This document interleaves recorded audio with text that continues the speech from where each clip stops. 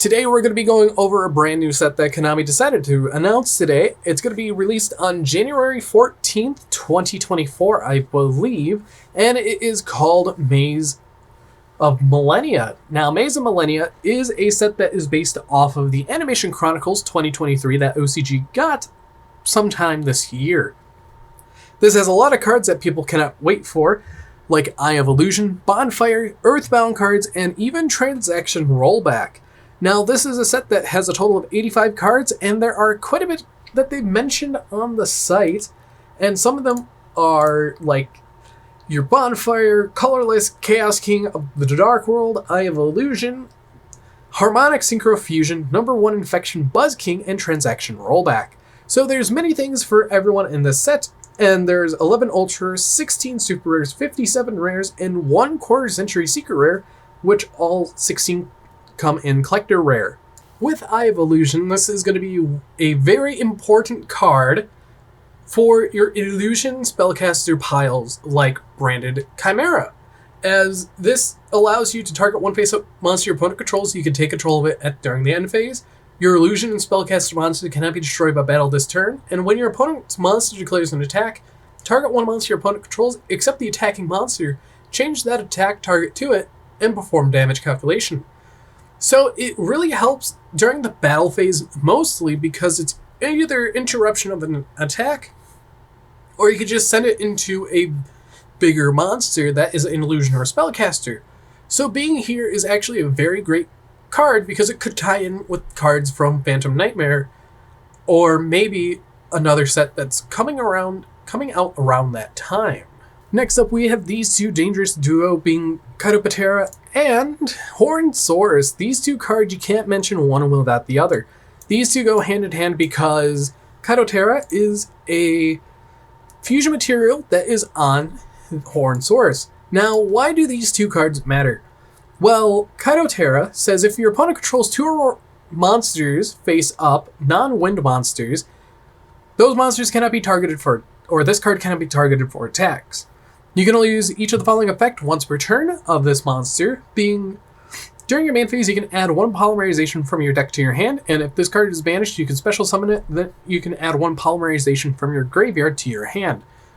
It's more ways to get to polymerization, which is very, very useful in certain decks, and you can run it in decks like the Chimera branded deck, as it is another essential buff to the deck itself. Then you also have Hornsaurus, which is Katopaterra plus 1 dinosaur or dragon monster, so you can run this in things like Dragon Link. You can also run this in things like tier elements, because you can run assorted cards just to have this card in your deck, or you can run it in things like dinosaurs or Dragon Link. But this card can attack directly the turn it's special summoned, and you can only use each of the following effect of Hornsaurus once per turn. If this card is fusion summoned, you can place 1 field spell from your deck or graveyard face up in your field zone. And during your main phase, you can immediately activate this effect after resolution. You get to normal summon 1 dinosaur or dragon monster. So this card being very staple in many decks can actually lead to many other things. For combo extensions, or actual combo plays, so you can get into certain synchros or exceed monsters, which could be very useful down the line. And these two cards are very generic, as you could just slot them into anything with additional dinosaurs or dragons like Giant Rex. Next up, we're going to have Colorless, Chaos King of Dark World. Now, this card's going to be a little scary when it comes out as first, because Dark World Ascension can summon this card, and it will prompt TCG players to side Rainbow, Overlord of the Dark World. So the original Rainbow is going to be sided in Dark World now, and what does this mean? You have to be cautious because it could be a Raigeki at any moment throughout their combo, because they can use Rainbow to return Rainbow, to summon out Rainbow, to return that Rainbow to summon out Grapha. So they have 2 discard fodders off their Fusion Grapha if needed. And also, if this is Fusion summoned, you can destroy all cards your opponent controls, and this card gains original attack, or this card's attack and defense becomes the number of fusion materials used it times 1,000. Once per turn, quick effect, you can target 1 face-up card your opponent controls, discard 1 card. Also, your opponent cannot target that face-up card with card effects this turn. So overall, this card is very interesting because it's more of a OTK machine, because you could go Dark World Ascension, banish 8 materials, and swing for game because it takes Rainbow plus 2 plus Fiend monsters, but it has to be the original Rainbow, which goes hand in hand with the anime, but I see this being an interesting niche tech while Rainbow is going to be cited, but you could also use things like King of the Swamp if you really need, and this could be useful maybe if you're running a Dark World Tournament deck, so there's that. But this is going to be the ones that is going to be least likely to be seen play, but it will still be a possibility. Next up, we have Arcana Force XV, the Fiend. Now, this is going to be an interesting card because it boosts consistency to the World OTK FTK deck that's running around, because you can discard this card and you get to add a light barrier from your deck to your hand, so you have additional ways to get the light barrier outside of terraforming. And if this card is summoned, you toss a coin and gain the appropriate effect. Heads, when an attack is declared involving this card, you can target one monster on the field, destroy it, and if you do, inflict 500 damage to its controller. Or tails, when an attack involving this card it just nukes all monsters on the field. So most likely you always want to call heads with this, as you want to do with a lot of Arcana Force cards, but calling heads with this makes it where it is a 2-for-1 destruction during battle, which is very good, and if something is attacking over it, you could just go effect pop the monster, and you should be fine. So it's going to be an interesting card to incorporate into quite a bit of decks, the gamble decks that we see, especially with the World OTK FTK deck, but we shall see what this does to the metagame. I'm definitely interested to what they will do with it, as for sure getting Light Barrier is a very broken thing to do.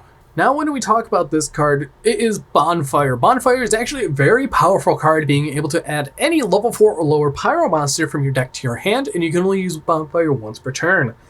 So with Bonfire, this helps out many decks like Volcanics, Snake Eye, and even possible future decks that Konami releases.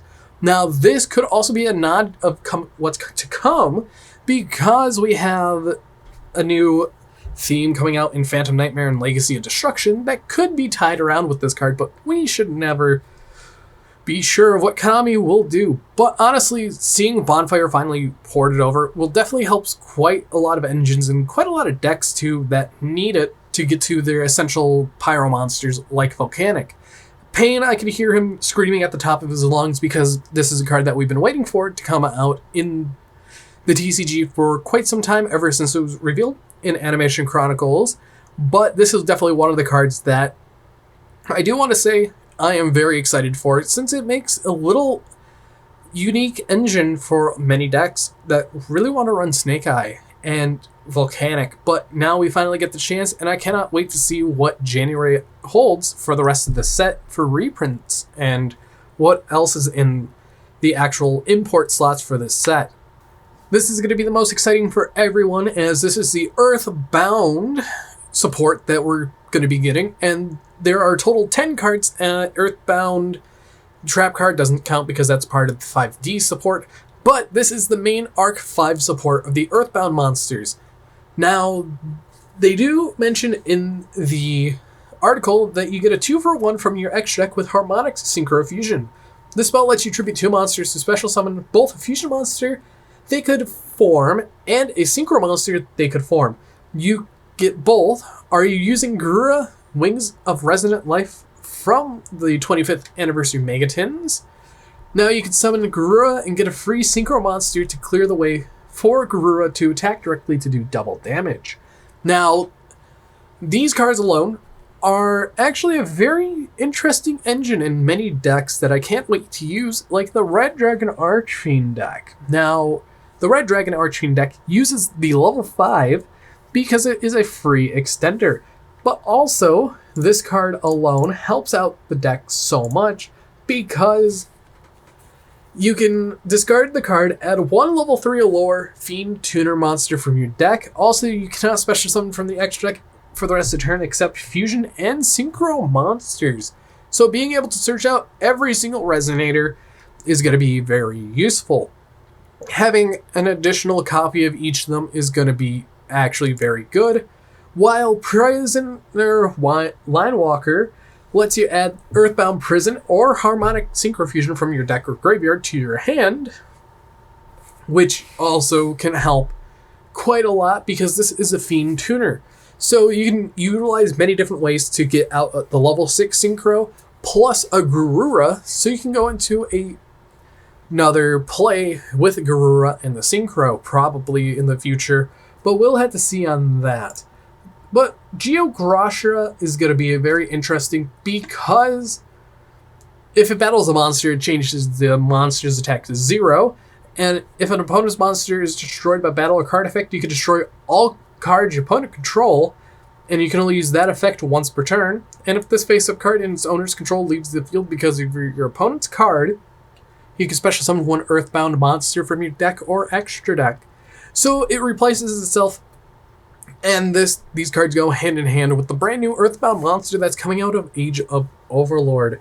So make sure to pick up a couple copies of that if you're really interested in the new Earthbound support. Now, this is one of the cards I've been waiting for personally, being number 1, Infection Buzz King. This is a generic rank 8 that a lot of decks can use. It ties well with the actual Horus engine because it takes 2+ level 8 monsters, but also things like Dark World can run it. Now, once per turn during your standby phase, you can attach one card from your opponent's graveyard to this card as material.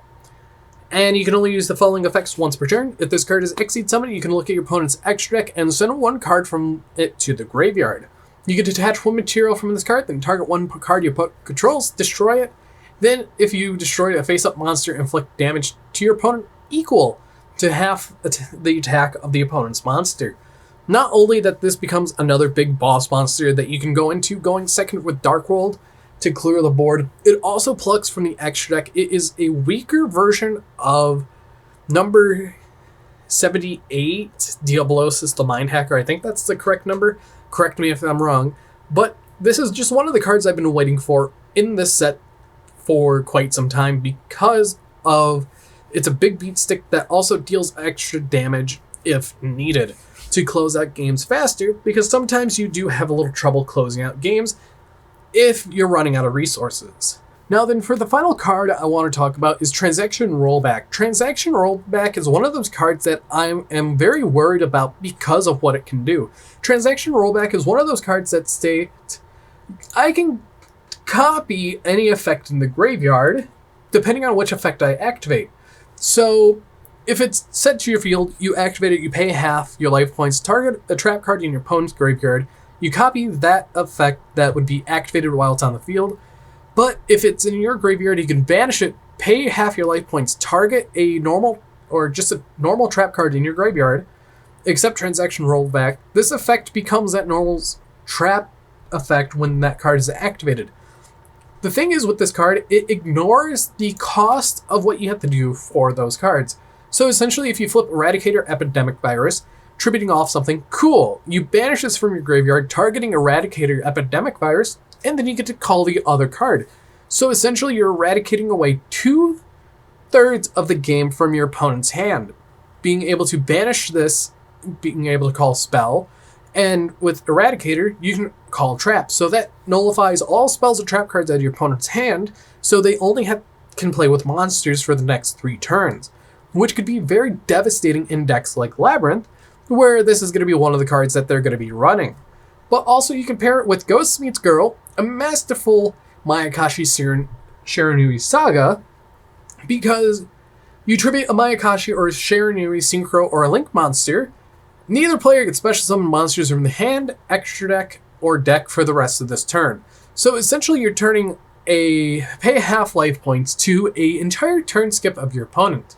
So we're going to have to see where that leads to on to the future, because you can get multiple trap cards in the graveyard very fast these days. But honestly, this is going to be my most worrisome card in the whole set.